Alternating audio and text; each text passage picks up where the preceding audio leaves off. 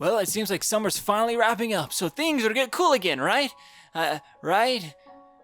Well, it seems like California has not gotten that memo because I'm melting right now in my apartment complex. So, I thought, why not I take this as a nice, lazy day, chill out, and watch some anime. And I chose How Not to Summon a Demon Lord. After all, I read some of the light novel and caught up a lot on the manga, so it only seemed natural to watch the anime. But before I always get into any series, I always like to read a little bit of the reviews to see how it's going so far. And I was kind of surprised on seeing some of the results. Now, I should mention, this is a very small, loud minority. A lot of the people that have been watching this, from what I read, are really enjoying the series, which is awesome. But there are others that are expressing that this is an unoriginal show with too much fan service. But I like to say, is it really? Because I think it's actually a good representation of the source material it came from.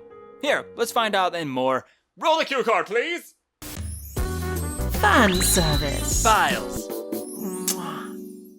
Like I had previously mentioned, today's case is going to be revolved around How Not to Summon a Demon Lord, which came out in 2014 as a light novel, 2015 as a manga, and here now in 2018 as an anime. Which I hope you're watching this right now in 2018, because if I drop this in 2020, I really am sucking in putting these things out. But back to the story that matters. The author behind the series is Murasaki Yukiya, which I recommend if you want to see some pictures of his cat. Check out his Twitter page, link down below in description, along with the two artists behind the series of the light novel and the manga, which are also down below in the description. Well, Zayden, I don't even know what this series is even about. I only clicked on the video title because I saw fan service in it. Well, hey, let me help you out with that, you creepy, sweaty person with beautiful eyes. The story goes like this. In the MMORPG Cross Reverie, Takuma Sakamoto is a infamous powerful demon lord in the game. But one day, he is summoned to a world outside of his own, where he has the same appearance as his character in the game. Whoa! But there, he meets two girls. An elf named Shara with, oh my god, okay. Oh, and a, don't say cat girl, don't say cat girl, don't say cat girl. Pantherian named Rem, where they both have claimed to have summoned him to their world. With Takuma's super introverted ways, along with the confusion being teleported to a new world, plus he can't talk to girls. What am I doing? I don't know how to talk to girls. I've only just flown solo my whole life. It's been so long since I've talked to someone. Wait, have I ever spoken to anyone? He had not also realized that an enslavement ritual was casted on him, but luckily for him, his ring gave him the passive ability of magic reflection, making the girls enslaved instead. Oh no! With hijinks to ensue on this grand adventure, Takuma must now traverse the land with his two new you know what I mean, girls, as Diablo, the great magical demon lord. And that's pretty much it. Sounds like a ripoff of Overlord to me. Well, if we're gonna go into that, why don't we go to 2000 and talk about Eureka for a second? What? Actually, that wouldn't solve anything. Look, I totally get it. At first glance, when you go on by, these two stories seem identical. RPG, overpowered character, harem. When you get down to it and read both these stories, you realize these are completely different. And I'm not even just saying about the base summary of what it's about. No, I mean the overall tone is completely different. You see, Overlord uses a thing called frame narrative, or frame story, which is where you use multiple stories to kind of fill in the gaps of a main story. I mean, they did a side arc about the lizard men in that series, for crying out loud. While in How Not to Summon a Demon Lord, it's solely focused on Takuma and his party, which is genius because it makes us, the reader, feel like an extra party member watching each person's growth throughout the story. Plus, I gotta say, the comedic moments between these guys, so good. But let's get into the other complaint, which was, too much fan service, was it?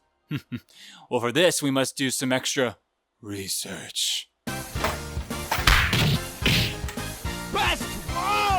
In order for us to really understand what fan service is about, we must find out the root of the word. And, oh shit, is that a wiki article? Dude, okay, hold on. Fan service is a material work of fiction or in a fictional series which is intentionally added to please the audience. Term originated in Japanese in the anime and manga fandom, but has been used in other languages and media. It is about servicing the fan, giving the fans exactly what they want. fan service usually refers to gratuitous titillation, but can also refer to intertextual references to other series or story and visual elements that audiences tend to desire. So basically boobs, butts, boobs, robot transformations, praise the sun, and boobs. Yeah. Now that we got that out of the way, let us get into the real numbers. And I'm talking about research, baby. That's right, the sexiest thing. Pour some of that research on me. Ooh, I need it. What was I talking about? Oh yes, the research. The goal of the research is simple. I'm going to go through each fan service moment in an episode and give you the percentages between fan service and actual story. Then I'm going to analyze the fan service moments to see if it's actually supposed to be there or if this was added later, because boy oh boy, we need you to be feeling good right now. You know what I'm saying? For this case, we're going to be doing the 3 episode rule. So let's start this off with number 1. With a total runtime of 22 minutes, I counted about 8 fan service moments in the first episode. With all the moments combined, I averaged at around 3 minutes and 30 seconds of total fan service time throughout this episode, which, if you want to put it down in statistics, it's about 15% of the episode.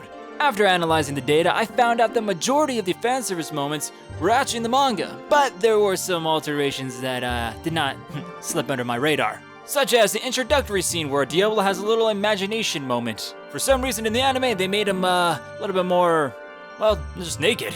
Besides that, in the sausage eating scene, in the manga she has 2.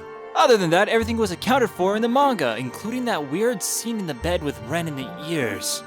Good job, studio, on episode 1. You guys follow things pretty darn close to the source material, and for that alone, big thumbs up. And also, what you did with the reveal at the end of the magic, I thought that was way better done here in the anime than the manga.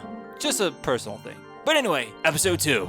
Same as the last one, episode 2 has a total runtime of 22 minutes and has a total of 6 fan service moments. Though it might be less than the first episode, it still runs an average of 3 minutes and 14 seconds in total, which is calculated to be around 14.7% of the total episode.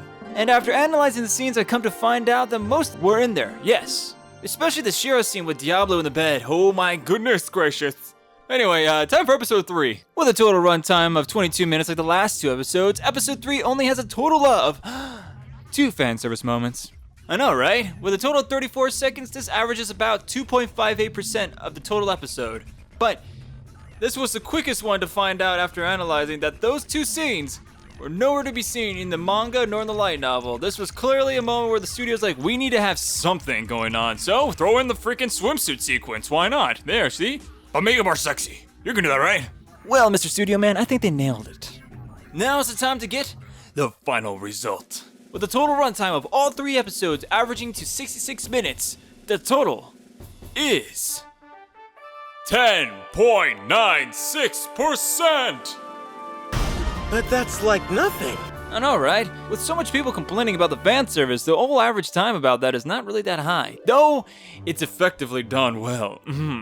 With all this said and done, time to give my best and worst fan service moment of the 3 episodes. For the platinum panty shot, I'm gonna give it to episode 2, the bed scene with Shira and Diablo. I know this was a kind of like borderline H, but it was really effective what it was trying to do. Plus, it technically wasn't the manga, so I can't say that they weren't following what they were trying to do. For the copper creep shot, I'm going to be giving it to episode 2, when Shira and Rem were fighting over about their level, while fixating on their boobs. I know it's supposed to be for comedic effect, you know, equating power level to how big their boobs are, but I don't know, that one kind of fell a little flat for me.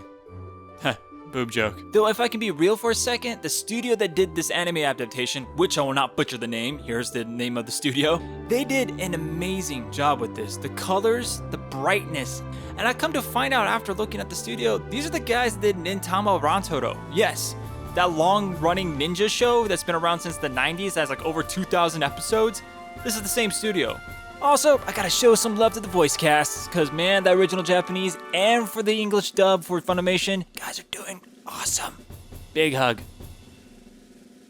Big hug. Oh, anyway, get back to the main point.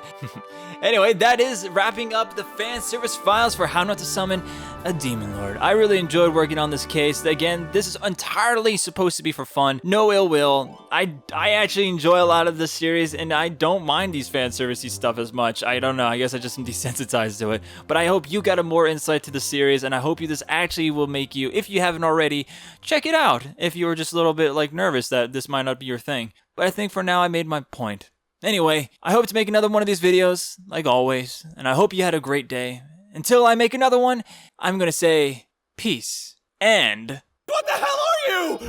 My name is Diablo, a demon lord from another world. Case closed. Yo, I finally got the video done. I'm sorry it took so long, but I wanted to put as much effort and, I guess, research into this thing. If you enjoyed the fan service file, please tell me down below. But if you think you don't need to do this anymore, then I'll just make this one shot. I was just curious to see how folks would respond. Anyway, if you want to watch How Not to Summon a Demon Lord, guess what? Funimation has it on their site right now, and you can watch it both in subbed and dubbed. Or if you'd rather have some reading material, then guess what? Amazon has the first volume in English right now. Like I said in the video, until we talk again, you have an awesome day. Peace! Also, real talk, all the episodes after episode 3 get way more fan service-y, just saying.